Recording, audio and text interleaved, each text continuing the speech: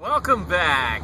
I've been away for a while. I left my camera phone in my boat. Actually, I left it at the friend of a person I know. But anyway, I'm back, sort of. I'm also on my way out.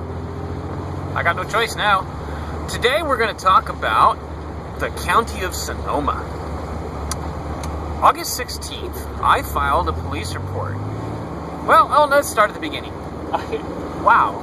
Okay, I arrived in Bodega Bay in Sonoma County on 19 August. That's the 19th of August, for those not familiar with the more conventional way of doing your dates. Pardon my distraction, driving. Anyway, I arrived in August 17th, excuse me, August 17th. It was a Saturday, I believe. And I had sailed in from the San Francisco Bay Area. It was my first time sailing my ship, my big 65-foot Faro Cement motor sailor yacht. I took it out on the ocean. First 2 days were spectacularly beautiful, though I did rip my mizzen sail on the second day due to not putting it up right or something, and so I couldn't sail on the third day. Well, the first night, Cody Edwards, a dear friend, rest his soul, unfortunately, they'll get to that. Cody and I spent the first night in Bolinas at the beach, right outside the breakers.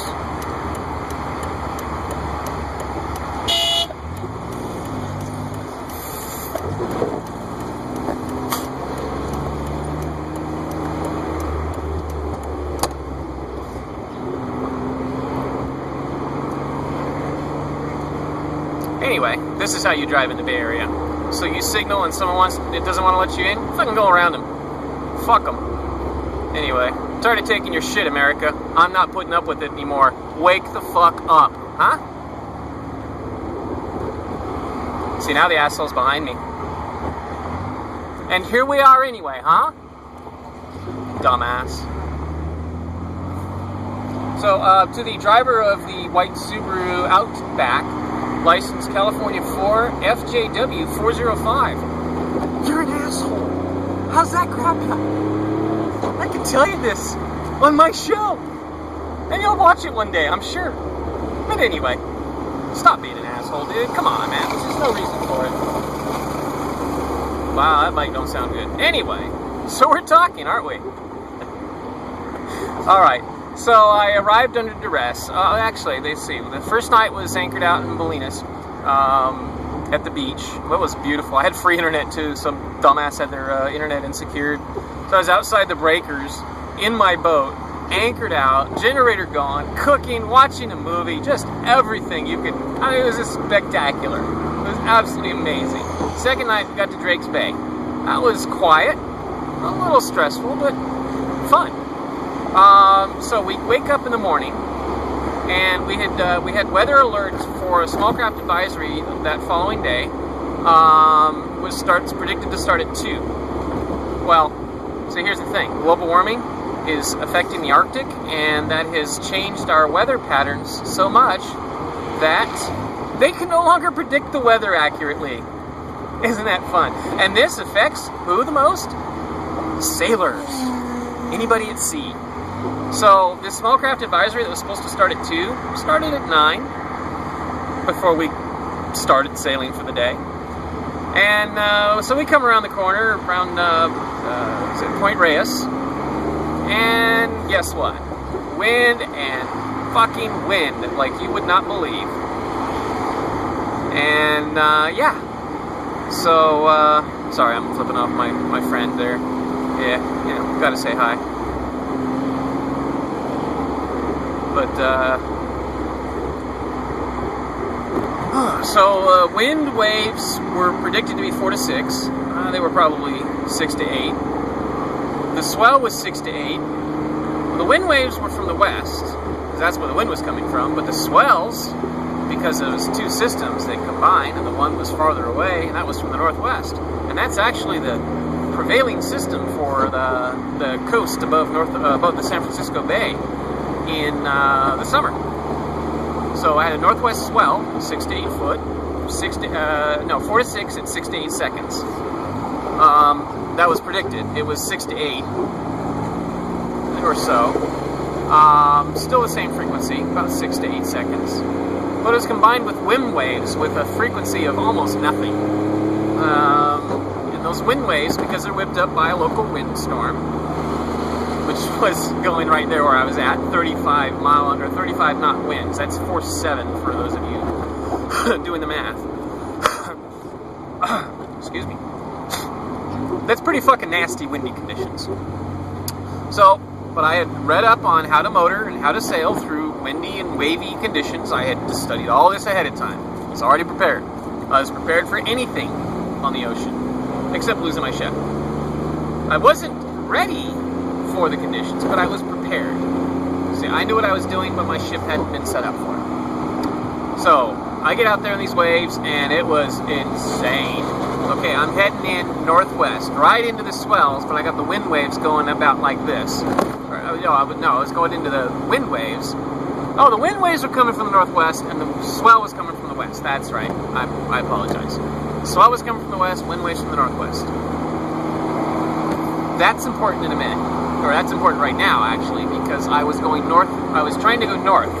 To go north, you can't go north when you've got a swell from the west when you're motoring, because the boat is going to go back and forth, and you're going north, and the waves are coming from this way. So a 6 to 8 foot swell is going to go like this, and you're going to go, ugh! So it doesn't work. So you've got to go into the waves a bit. Well, I had to go northwest, directly into the wind swells. Actually, I was trying to go as much north of northwest as I could, as much north of the wind waves as I could. But every 6 to 8 seconds, I had to turn about 30 degrees west and head between the two swells, between the wave and the wind wave and the swells. And that worked out horribly well for quite a while. So I had to motor northwest and then backtrack south-southwest, motor northwest, backtrack south-south or south-southeast. You know what I mean. So did this a bunch of times. It took forever. I mean, we were only making 4 knots progress, forward progress average, and I was doing about 7 knots. So we did this for a while. I had to backtrack a bunch because of we go too far out into the ocean. The waves just got really nasty, so we had to turn around. Well, about the 4th time tacking out on the northwest tack, the waves got really big and broke over the bow of my ship. Started to break, excuse me. So I'm sitting there watching this wave forming in front of me, like I'd seen when I bodyboarded, body surfed, and surfed as a child and growing up. So I know what a forming, breaking wave looks like. And it broke. I tried to steer in. It was a swell. It was from a swell. Combined, what happens is when you have a swell train, the swell is really long, okay? This is the ocean. The swell is really long. When you have winds coming like this, it chops the swell up and makes it do this along the swell. And I happened to catch one of the big peaks, and it was an 8 to 12 foot wave that broke over my bow and onto my main saloon. My main saloon is over 5 feet above the water. I had an onion planter on that. That was swiped off the deck. My main saloon is about 20 feet back from the bow, 28 feet back from the bowsprit. So I had 28 feet of water over my boat. Oh, God. And it did some pretty serious movement of the boat. It shook everything. Everything was off the shelves. Everything was on the floor. And I also left a window open on the side because it swamped me 2 degrees off the port bow as I could not quite steer into it. Problem I've since remedied. Well, I'm supposed to have since remedied. I've got to install a steering ram, which I don't have time to do now. Thank you, fucking Marina. But anyway, so I'm just thinking while I do this. So got to the the breaking wave. I got, it swamped me, tossed everything around, and I got turned around just in time to get swamped by the next 2 waves, because there was 3 waves in this train. I got swamped by the next 2 waves I got pooped, excuse me, is what they call it when you get swamped from the rear. I got pooped by this train of breaking waves, the second and third ones, and I had a dinghy up on my stern davits. And when I got to the marina, yeah. Anyway, probably lengthening this story a bit more than I should, because I'm supposed to be talking about duress and coming into the harbor and all that stuff. Anyway, Cody was my crewman. He was awesome. He was incredible. He was great fun. Just a great guy to be around. And he's dead now. I can't get over that. I'm not going to be able to. But anyway, we get into the marina. I had called ahead of time and asked him what their rate was. $20 a night for my ship, 65 foot. $20 a night. I get there on a Saturday or Friday night, whatever. Come Monday morning, I go in to pay, and it's all of a sudden $60 a night. I had $478 or $450 or something like that to my name at that point. That would have taken everything I would have had. It was the 19th. I wouldn't have had any money left for the month to buy food with, and the marina wanted all my money to stay there. So they quote me $20 a night. All of a sudden, it becomes $60. So that's fraud. But they made me beg and gave me that rate for a month and a half until they forced me onto, or 2.5 months, until they forced me onto a lease, at which point I had to again give up every penny of my money. That day was October 16th. That day is also the day that, well, let me backtrack a little bit. Cody left the ship because I didn't have the money to both do the repairs and stay there. So I was stuck. The marina fucked me. If I would have been paying $20 a night, could have done it. Could have fixed it, gotten out, gotten forward. But because I couldn't, because the marina fucked me, I was stuck. So they screwed me out of getting up to Astoria, which is okay. But it's not, because they killed my crewman in the process. So because of that, Cody got impatient, went up to Portland. Didn't like it, came back down, went to Grass Valley to work on a Marana Grove farm, as he had told me he might do. Grass Valley is near Sacramento. This will come up later. So, by and by, God, I'm not into this right now. This is hard. Can you get the fuck off my ass? Geo Metro 7CBB877. Come on, dude. There's no reason to tailgate me. Anyway. This is hard. Very distracted, and I can't really just concentrate on this. But I'll try. Alright, so October 16th, Cody's friend Alexander Joseph Dinkaski, that's the only way I can remember his name, Alex, had offered to come on board, bring $2,000 to contribute, and help me get the boat repaired up in Astoria, and 3 of us would sail to the North Pole. Sounded like fun. Well, by that time I had changed my mind and was going to Mexico. He said, oh, that still sounds like fun. So he came aboard, fucked off, screwed up, I kicked him off. He calls me up 2 weeks later, I let him back on. Or a month later, something like that. Anyway, 2 weeks later. Well, he was there for long enough to plot, take my $1,020 Nikkor VF2 lens, VR2, autofocus stabilization, fucking expensive ass lens. Took that, took half an ounce of medical marijuana, did this while I was in Humboldt County seeing my doctor for a back injury that I incurred while he was there that was so bad that I had to go to the ER. And so he takes my shit while I'm on my way back from Eureka. And I get there, I had sold my truck before I left to Eureka, so I had $900 from the truck sale. I get back, I've been ripped off. I'm supposed to have sailed that next morning to Mexico with Alex. He's gone. I'm fucked. Guess what? Marina says, oh, you want to stay here? You got to sign a lease. You got to give us a $458 deposit, $458. And they didn't credit me. This was the 19th. The 19th is when they made me do this. That was 3 days later. Also that day, I reported this theft, and I'm sorry. I just can't keep track of all this shit in my head right now and drive. So let's see. I stole all this shit. And I reported that, and since I was reporting the crime anyway, I also reported the theft of my anvil by Larry Culliver, a person who was picked by the county to volunteer camp post, screened and everything. Fucking criminal working for the fucking county in more ways than you can imagine, because he was spying on people for the fucking marina and the park and the sheriffs. Anyway, so I reported the theft of my $1,000 lens, half an ounce of medical marijuana, and a couple other things. And the next morning, my Craigslist ad that I posted was answered. And I called Sheriff Deputy Dan Morey and let him know where my lens, where the crewman had gone that stole my stuff, where he was going, and who he had met up with, my previous crewman, Cody.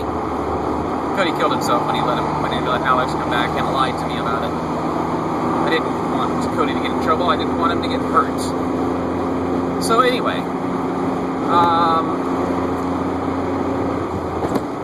so Alex met with Cody at the Super 8 in outside of Sacramento, towards Highway 49, towards Grass Valley, and Cody picked him up in his red Suzuki Samurai, or Sidekick, whatever it was, and took him back there and stayed there at the Marijuana Grill for a while and lied to me about him being there or not. Well, we can get out of the goddamn fast lane now. Fucking people, Jesus Christ, man. You know, if someone signals to come out of the left lane into the right lane, you fucking let them. Fucking morons.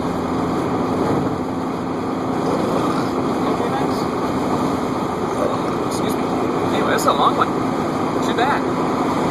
So, okay, so I called the deputy and told him what was going on, where he was, that there was a witness to it and everything. Wouldn't do anything. Wouldn't do a goddamn thing. A month later, Cody died in a car accident under the influence of methamphetamine that he was given by Alexander Joseph Dave Caskey. This was October 16th that I reported this crime.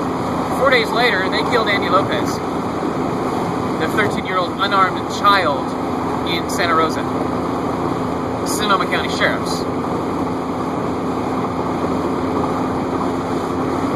So, yeah, I'm not being able to track all of this stuff. I mean, the county fucked me over a number of times. They were charging me $20 a night, and they were letting birthers go on lease on a prorated monthly for any period of time with no deposit, and they could live aboard freely and start any day of the month and end at any day of the month. The marina would not do that with me. They charged me. They would not let me go on lease first because they said I could not live aboard my boat. So they made me pay $20 a night for another month, $600 instead of $458 for 2 months that I shouldn't have paid. Then they charged me $20 a night for 11 days in October and prorated me 5, and charged me $458 plus for the month of October plus 11 days. So I paid $600 for October when I should have only paid $458. I paid $600 for October, or for September. I should have only paid $458. I paid $600 for August when I should have only paid $458, prorated to the 19th. They charged less to every transient sailor, berther in the marina the whole time I was there. This is Noah Wagner, the manager. I was evicted under very, very weird circumstances. They sent me a notice in the mail telling me I had to pay them or they would take my boat. So I sent them a check, and they called me up and said, okay, sounds good, thank you. I told them I'd catch up on the rest of it. They said that was fine. That was sent to my P.O. box in Bodega Bay. Well, then they called me up and said notices weren't being sent back, or were being sent back. They sent me, and so I checked with the post office. They didn't say anything. They had no idea what I was talking about. Marina won't give me my mail, by the way. That's a felony, a federal crime. Excuse me. Oh shit! I gotta find out how to get to 580. 680. Oh, that's easy enough. Just take 92 down. Or just wait till this ends and take 238 to 680. I don't fucking care. Anyway, sorry, I hate driving through big cities. There's too many zombies. Yeah, that's what this show's about, right? Okay, so, yeah, so November 23rd, my crewman died. Oh yeah, I'm talking about the eviction. So they sent me these notices to my P.O. box. All of a sudden, they don't have my P.O. box anymore. It's not my official address, and they start sending to everywhere else. And they can legally get away with that in court because the lease said the P.O. box in Stockton, the ID said the other one, and then this. I gave him that address.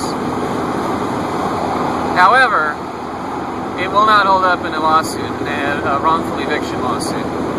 They're gonna fucking fry. Actually, the manager is, because the other thing that's going on is will have access to evidence that they charged other brokers more than they charged me, even while they said they were giving me a discount. That's fraud and discrimination.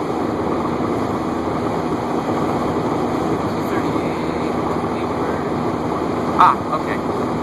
Okay, I know where I'm going now. Alrighty. Because I don't want to go to Stockton. Fuck. No, I'm going to Santa Barbara to meet up with my potential crewman. Hi! Jesus, 21 minutes so far. So yeah, they did the eviction, and I signed a deal today saying that I have to be out by the 2nd of June, which I can't do. I don't know how the fuck I'm going to be able to do that. And I'm trying to find an attorney, and I'm going to sue him for fucking everything. In fact, I'm going to go after the whole county for the thing with the cops and everything. And I'm going to try and get a hold of Cody's mom and ask her to join in, because I'm going to ask her to file a wrongful death lawsuit. Because she could get millions for her son being killed by those motherfuckers. And I'm going to talk to the attorney for the ones doing the wrongful death lawsuit for, North to 880, yes.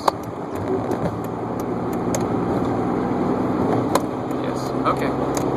I don't know what the hell I'm doing. Probably running into a shitload of traffic here on the 980, or the 238, trying to get to the 680. I guess that's what I'm doing.